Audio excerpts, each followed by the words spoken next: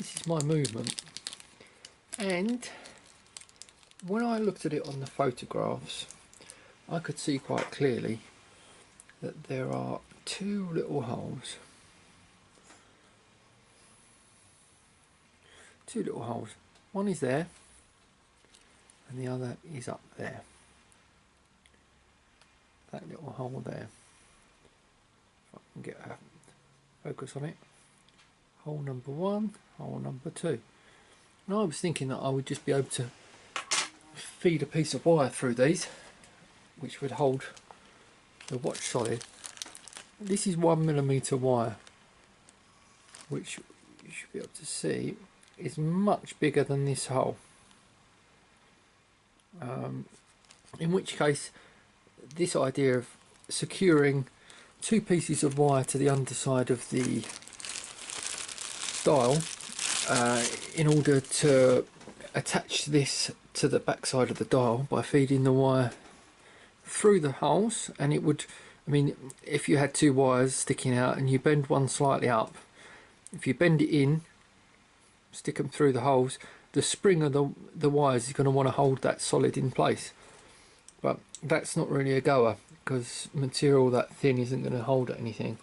So that's my first problem. My second problem is this stem. I was expecting I could undo that little screw and it would just pop out. I think I've got to push something. Sometimes there's a little hole that you put your tweezers in. Sometimes there's a little arrow pointing where you've got to press. But there's somewhere that you've got to press, and that will release this winder. I can't really press though while I've got the crown sticking out, because I'll put pressure on the hands, the pinion in the middle. I don't want to apply any pressure to it. So it needs to be on something with that pinion going through. So I'm going to put the hole in the middle of the dial. Now I've got a couple of little tools. The first is this. This is to remove hands from a watch. As you squeeze, you use it this way, you put it on the dial. It's good normally to put something between the dial and the metal so you don't scratch the dial. And as you squeeze, it just picks the hands off the dial. So I should be able to get that hand off there. And then this tool, got two plastic ends with holes in the middle. That's what you can use to push the hands back on. But I've actually got one of these as well. This allows you to put the hands back on in a dead straight line. Try not to cause any damage. So I suppose this is the test. Can I take this little hand off? I haven't got a dial on here at the moment, so yep, that just comes straight up off.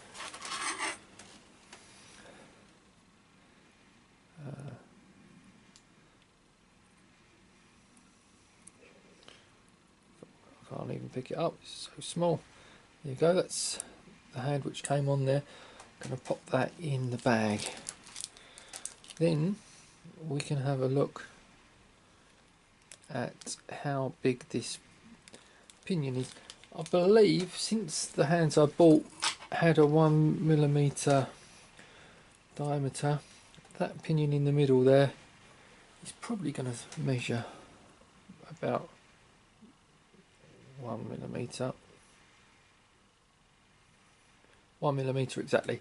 So if I've got a drill about 1.5 mm, that should be big enough for that pinion to sit in. This is the white gold from the dial. It's 9-carat white gold. I'm just marking this out with dividers. Diameter needs to be 20mm across, and this is with the little surround for my movement, just to offer it up, see what we're looking like. So the movement is virtually the same size as the dial is going to be, which is going to be bordered by the gold. and that's the piece of copper that I cut out originally. I'm going to use that to space the silver outer bit 1mm away.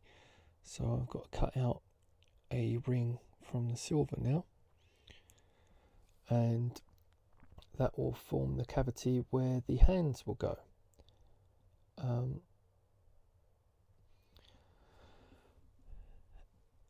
At first I was thinking maybe I could make the dial slightly larger, use a bigger window, and that would be preferable to have a larger opening on a gent's watch. But it needs this surround of gold, it can't really do without it. At 20mm in a 30mm case, that's the 18 karat gold from the outside there, you see this silver is going to have to be cut down to allow for the thickness of the sidewalls. So the silver underneath this can't be 30mm too, it's going to end up 28mm because there's going to be 1mm sidewall on each side.